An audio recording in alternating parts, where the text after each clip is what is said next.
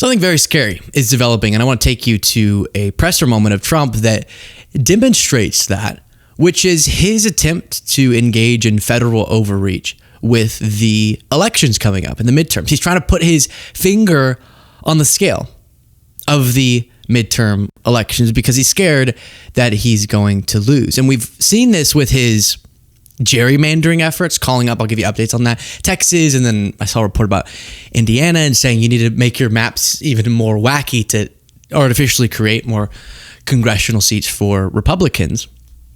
But now he's back to his favorite thing to cry about. What are you thinking? Windmills? No. What else does he like to cry about? Epstein being hoax or something. And mail-in ballots. All throughout the 2020 election season, he was crying foul with that. All the way into now he's bringing it back up. And I'll tell you what he's actually saying he's going to do. It's, legal experts are saying, very likely illegal. But then I'll tell you what it could indicate. So a lot to talk about, but let's start with this. It was from his Zelensky presser, but I think it was Brian Glynn brought up a completely off-topic question, and Trump was like, hey, that's kind of off-topic, but here, let me speak for 3.5 minutes about it. So you pushed out on social media about doing away with mail-in ballots and potentially electronic voting machines. Can you expand on that and how important Well, that's a very off-topic, just really quickly. Mail-in ballots are corrupt. Mail-in ballots, you can never have a real democracy with mail-in ballots. And we, as a Republican Party, are going to do everything possible that we get rid of mail-in ballots. We're going to start with an executive order that's being written right now by the best lawyers in the country to end mail-in ballots because they're corrupt. And you know that we're the only country in the world, I believe, I may be wrong, but just about. He is wrong. The only country in the world that uses them because of what's happened, massive fraud all over the place. The other thing we want change are the machines. For all of the money they spend, it's approximately 10 times more expensive than paper ballots. And paper ballots are very sophisticated with the watermark paper and everything else. We would get secure elections. Okay, something's always inherently funny about whenever he tries to talk about anything he doesn't understand. You know, it's very sophisticated with the thing they put on the thing. It's like where you write your ballot in urine and then you have to put a light on it and then the light glows up. I think it's like one of those in the spy movies. And so he's saying the ballots and the machines gotta go. He said, I'm going to lead a movement to get rid of mail-in ballots. And also, while we're at it, highly inaccurate, very expensive, and seriously controversial voting machines. So can he legally do this without Congress? No. Is he going to try? Potentially. But what's even scarier? Do you remember, did he actually get rid of mail-in ballots in 2020? He didn't. What did he do? We saw it. He used the fact that there was a lot of mail-in voting because of a pandemic. And by the way, he's lying about them being corrupt or not being able to have secure elections with them and other countries not having them. But he used the fact that that happened, that mail-in ballots are a thing, that voting machines are a thing, to lie about the election results. And so here, what steps is he going to be willing to take justified by the sort of pretext of lying about the lack of security of the elections? That's the fear here. Now, when he perpetuates again and again and again election lies about the security of different forms of voting, just remember, as Midas just updated us on, now numerous news outlets have had to pay out huge amounts of money because of perpetuating these very stolen election lies. The latest being Newsmax paying $67 million to settle a defamation suit with Dominion Voting Systems, a machine company. James Raskin said this is nearly $900 million now if you combine the Fox News one and maybe others, that news entities have had to pay out for publishing lies about the 2020 presidential election. Yet Donald Trump, who lost by more than 7 million votes, keeps repeating the big lie, and it makes it compulsory dogma for his employees. Now, I keep referencing that he doesn't have this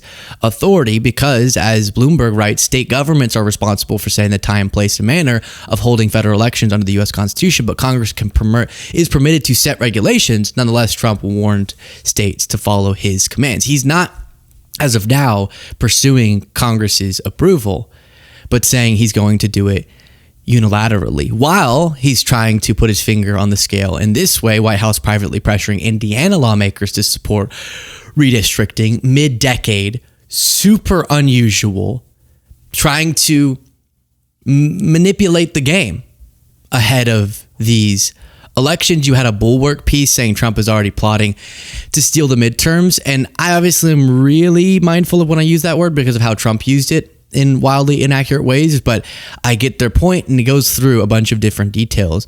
You can find this if you want to dive into those. But these suggestions that his federal takeover of DC, as he's screaming about voting machines and mail-in ballots, could be used to suppress the vote.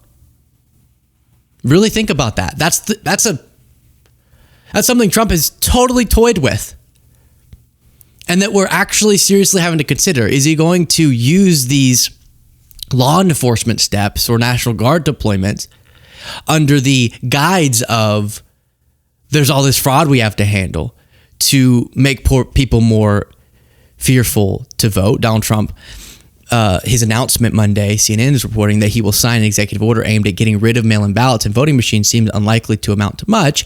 This is the hopeful part. He doesn't appear to have any such authority, and legal challenges would surely follow. But it was instructive in one way. It made clear the president elected to lead the party of states' rights has very little regard for states' rights, and he has disdain for them.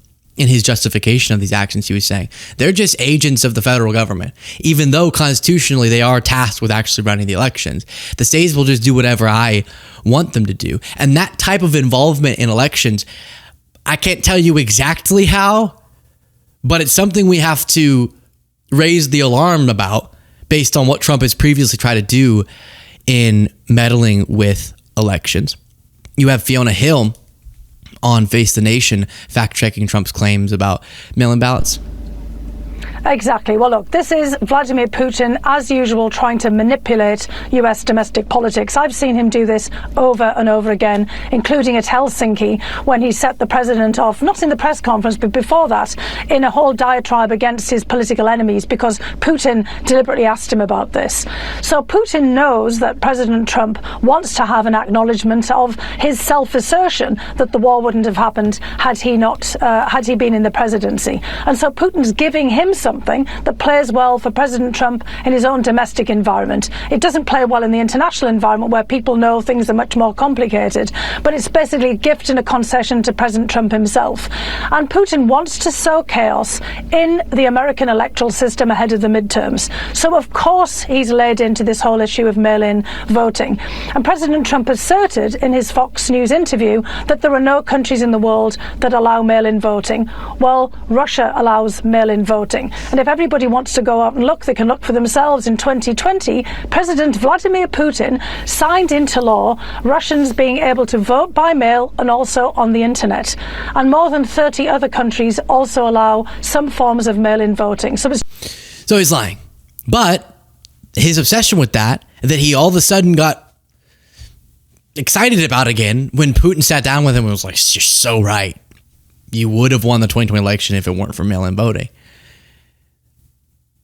Was just another example of Putin trying to manipulate him, even though Trump votes by mail, or at least he has a bunch of times. And his claims about it over and over again have been debunked. And honestly, the reason why I'm fearful of how Trump will use such statements, even if they fail amid legal scrutiny, and if he can actually achieve an elimination of mail-in voting, is because I don't even think he believes that necessarily people being able to vote by mail will help Democrats, because Republicans, until Trump started telling them to stop voting that way, were just as likely, if not more. But it wasn't determinative, the difference between Democrats and Republicans on that issue. And it won't necessarily help Democrats if he got rid of it. So then, if he were to know that, how is he seeing this lie as a pretext, as I said, for other election-related shenanigans? I don't know. Meanwhile, you have a Texas Democrat spending the night in the legislature protesting police shadowing in redistricting battles. So this is raging on as Democrats are trying to block the passage of this gerrymandered map in Texas, which is also just serving Trump.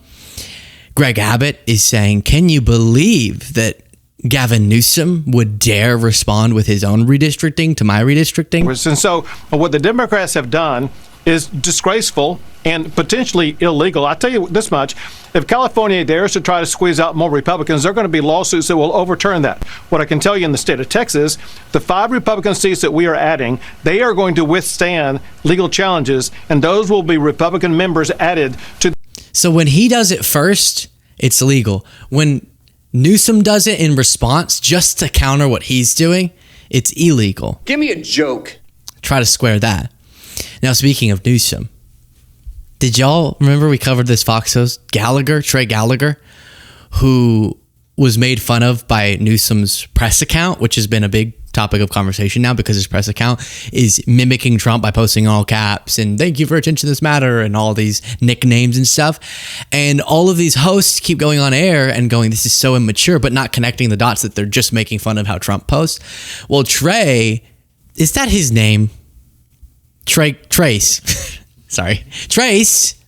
Gallagher did a follow-up to this back and forth. Well, the Fox News at Night Common Sense Department is curious that Gavin Newsom decided to criticize Fox News at Night and yours truly on social media. Newsom was, of course, using his new Trumpian style, where he tries to mimic and mock Trump's tone and tenor, not to mention using all capital letters, posting, quote, bird brain Trey Gallagher, it's me, a so-called Fox News host that nobody has ever heard of, says my posts are childish and unbecoming of a leader. So basically, Newsom thinks his mock style is clever. Common Sense thinks it would be more clever if he obsessed less on Trump and more on California. He is, after all, the governor, at least when he's not an influencer or a podcaster. And California isn't just in financial trouble. Its mystique is mysteriously missing. The mamas and the papas would never be caught California dreaming today. Heck, it was only 60 years ago that Jed Clampett's kinfolk told him California is the place you ought to be. So he loaded up the... I don't even know what he's saying. I thought he was about to be like, here's some stats about California. No, the mystique is mysterious. Okay. Click the subscribe button, by the way, as we continue through this, if you appreciate the show. In response, the press account just posted this meme of an old man yelling at clouds.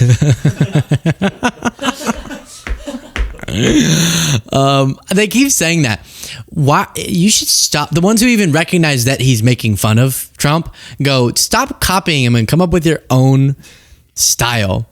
So one example of the joking they did was Kid Rock saying Kid Rock wants you to support Gavin Newsom. And Newsom said, I accept. But they're joking because people posted that about Trump. And in response, Kid Rock said, quote, the only support Gavin Newsom will ever get out of me is from D's nuts. You can clap for that. So, okay. They're all... isn't it weird that this many years, like a decade into the Trump phenomenon, we've finally figured out what breaks them, and it's just being Trump? It's just doing what he does. And then they're like, well, he's nuts. It's like, oh my gosh. That's all it took was just mimicking him? What? That is today's show. Thank you all so much for watching and listening. As always, if you're a podcast listener, rate and review. It would be greatly appreciated. I'll talk to you all next time.